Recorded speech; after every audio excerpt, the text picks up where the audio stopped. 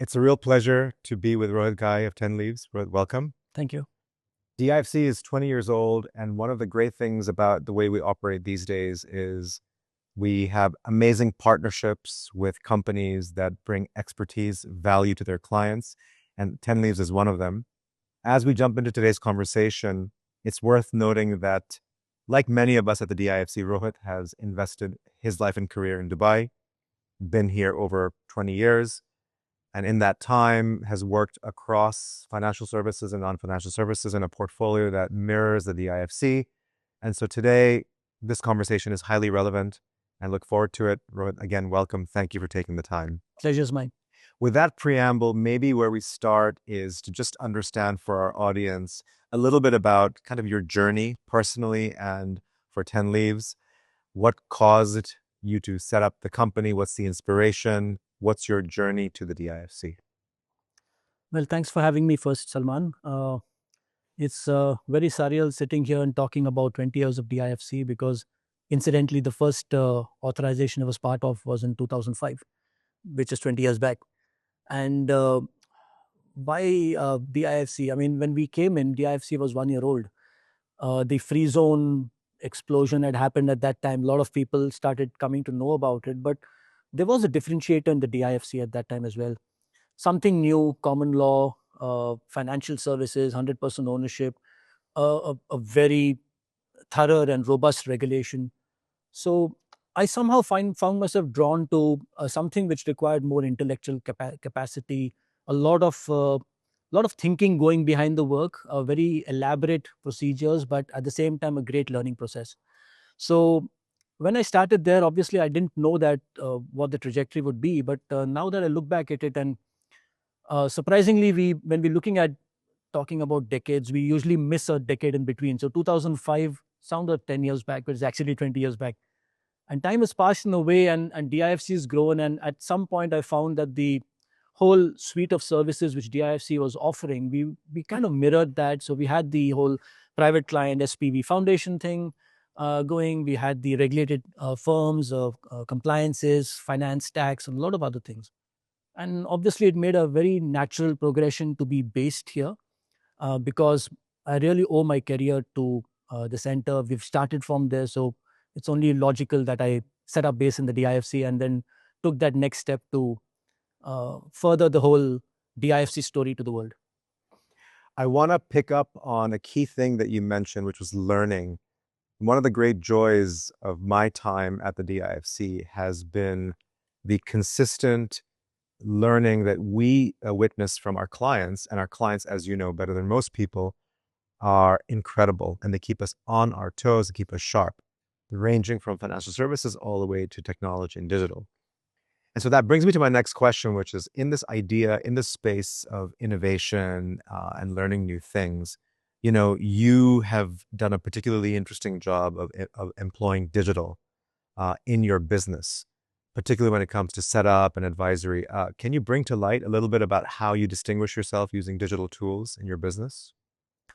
That's a great question. I mean, again, when I look at Dubai as an emirate and the UAE in general, the focus has always been on improving on what you're doing. Uh, when you start your journey, you kind of look for a kind of a frame of reference. And Dubai is a great frame of reference, and DIFC is a great frame of reference. So my focus on digital has been very, very early on. I was pretty excited about it. And we started implementing a lot of things which were at that time, I guess, revolutionary. We stopped sending PDFs to clients as proposals, for instance. We send a website, which is a click of a button. Clients can digitally sign by clicking accept. And that's been for 5 years and counting. All our internal processes are digital, automated, a lot of emphasis on making sure that efficiencies are increased. And I've found at the same time, DIFC also coming out with your innovation licenses and your whole focus on AI and blockchain, and uh, in a way also making your own process digital. I mean, back in the day, you had these whole box files which you needed as submission, and now you have a portal which you just click a button and it's done. So yes, the emphasis has been digital, but I think a key differentiator is not letting go of personal service. And if you don't personalize it, if the client cannot speak with you or can't participate in the conversation, that defeats the purpose. And especially from the regulated side. All our clients are in the relationship management business. I have learned a lot from them on how to manage the relationships, having those face-to-face meetings, having that hand-holding the client through the journey, and with the efficiency of digital. And now with AI, we've kind of supercharged everything. In fact, I have something exclusive for you guys. So I don't know if I can announce it here. Please do so. So we have the first, I guess, the first in the DIFC and the first in the UAE. Our first AI employee, who's called Keshav X. And so Keshav X is a initiative where we've taken our internal LLMs and we've added the agentic workflows to it. And together we've made a job description of sorts. So there's one part of automation which, like a real employee, Keshav X would be able to do. And I think that's an exciting proposition from a digital standpoint. Wow. So first of all, congratulations. I think that's a real testimony to innovation. And actually, it probably is a nice segue into my next question. So you talked about, being here 20 years. Let me back up. Your experience in digital mirrors ours because I remember coming out of going into the lockdown. One of the reasons why we were able to maintain our business is because we had just recently completed the digitization of the onboarding process.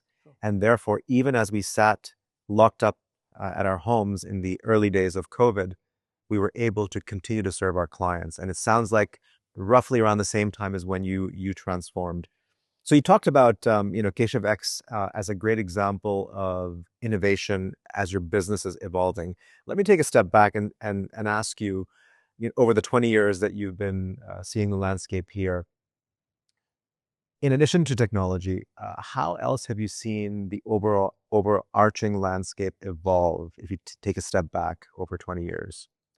If you take 2007 as an example, 2007 is when globally, I think in the history of mankind, there were fundamental changes which happened in how people work. That's when the iPhone came out. When the iPhone came out, you suddenly had a bigger screen. You had a lot of things to do wherein social media exploded. So it was a game changer there. And I feel that trickled into a lot of systemic changes which happened in the way you work. Coming back to DIFC, like I told you back in the day, the first authorization we did was 8 to 9 box files, which we had to get help to wheel down here, the DFSA to hand it over to them, and then they would sit and check all of that. A few layers later, it became a USB stick. So we had the same conversation, handshake, here's a USB stick. Now you don't need a handshake. You just go online and you click a button and your submission is done. The visa process, I mean, back in the day, again, it was quite an elaborate process, and now you get it in a few hours, which is dramatic as far as the change is concerned. There's an interesting anecdote actually, Salman. You've been here long enough. Back in the day, if you had to take a photo of the DIFC gate building, there was a media kit, and you had to ask permission from the DIFC that, oh, you can use this in a certain place. Very early on, 2005, 2006, because this was an iconic structure and we didn't have as many camera phones as much as coming with a proper camera. Cut to today, when you go on Instagram and DIFC says, go to DIFC, click as many pictures as you want, and hashtag DIFC. Mm-hmm. That speaks a lot about how you've changed and how you've kept up with the times. So again, the kind of people you see around in DIFC, when we used to start off in 2007, 2008, the Caribou Cafe was there at that time. So everyone was in a suit. I mean, you dress your best when you go to DIFC because it's a serious place and, finance and things like that. Now it's people walking around in different segments. You have people in workwear. You have people in, from the tech side. That's why I'm dressed this way. 50% of our business is fintech. So that's changed as well. I mean, it's become a lifestyle destination. You have Michelin star restaurants, you have art galleries, and you have technology, tech companies, CEOs who are 25, and you have the finance guys as well. So it's a nice blend. I feel the landscape has become more of a lifestyle-based approach rather than only business. I would agree. And if I could just add 2 cents from our side, we've seen a lot of changes also. I mean, to your point, something like approaching 20% of our business is now innovation. And 5,500 out of 46,000 people are solely technologists. So I definitely have sensed the same kind of a shift. A few other things I'd say to you also is the complexity of our business has increased because our clients have become, just outstanding from all walks of life. Um, and I'll tell you that transitions into our next question because, with scale and complexity, come challenges, right? We have to learn to better understand more complex business models that are multi-jurisdictional, that have regulatory, technology, sometimes tax issues. So broadly speaking, as your business evolves, as the DIFC continues to become a global center, how, what kind of complexity or difficulties or challenges are you seeing in the regulatory kind of landscape? And how are you thinking about it for your business? See, the good thing is, like you mentioned, as and when your service offerings increase, obviously there are complexities which come in. But those complexities are not necessarily a bad thing, given that there is legal certainty, there is certainty in regulation. There's not much left to interpret when you have a very clear cut way on how to go about it. So, DIFC's rules and regulations, especially in the regulatory side of things, is very, very well defined. Now, the challenge appears when you have misinformation around, which says, okay, you can do this, but then the client thinks that that's the only thing you need to do. So, half information is quite a dangerous tool. And a lot of people who, um, as you can understand, come from outside, they search online and they assume that this is what it is, and that's where the importance of service providers come in, wherein we can explain to them, you know what, this is available, these are the structures, but do they fit your requirement? How do you map what you want to do to what the regulator wants to see? How do you map your foundation legacy planning requirement to what the DIFC offers? And how do you build your structure around it? So it's not a one size fits all, right? So the challenge is in explaining and in some ways having that misinformation, dealing with misinformation. Hmm. And that's why we're very strong on content. Our publications are, people read the publications, and we've kept it in very simplistic language because we don't want the person reading it to again have a lawyer to make them understand what it is all about. And that's where the I think the future also holds for DIFC and for us, wherein increasingly we are seeing different channels of communication to get our message across, Hmm. this podcast being one of them. So I think the challenge lies in disseminating right information Mhm. and reaching the right people, and them reaching the right people on the other side as well. Well, let me say that my kind of request of you, Rohit, and you guys have done a great job already. Is our challenge is to make sure that both for financial services and for non-financial services that we are keeping pace with global innovation.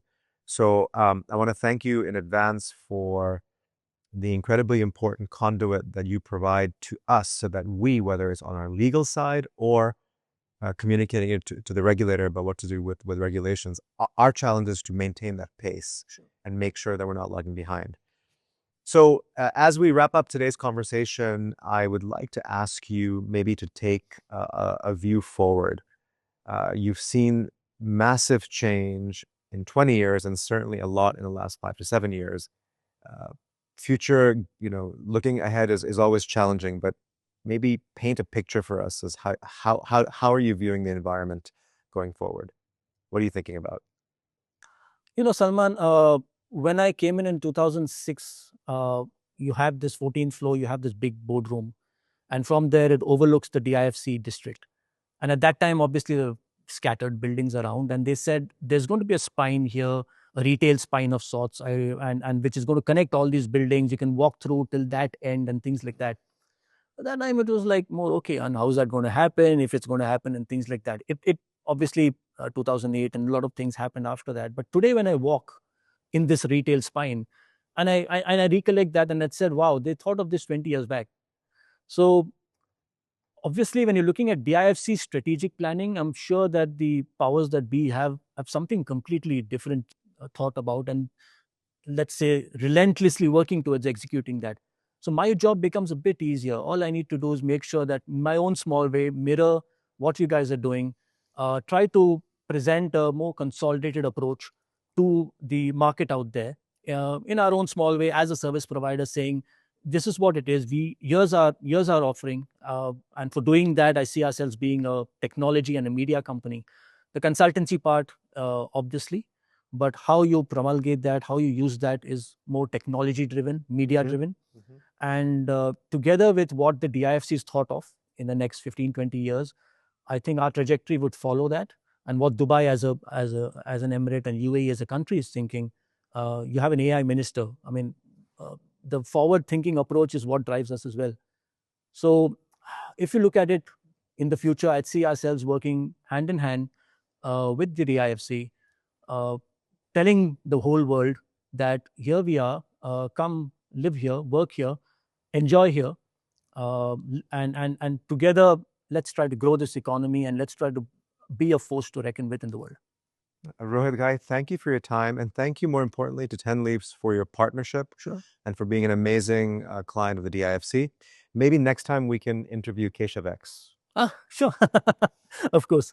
And as a note, thank you so much, Salmaan, for taking the time out. I really, anything DIFC is always great to be part of. And thank you so much for the time, and thank you for this opportunity. It's a real pleasure. Likewise. Thank you.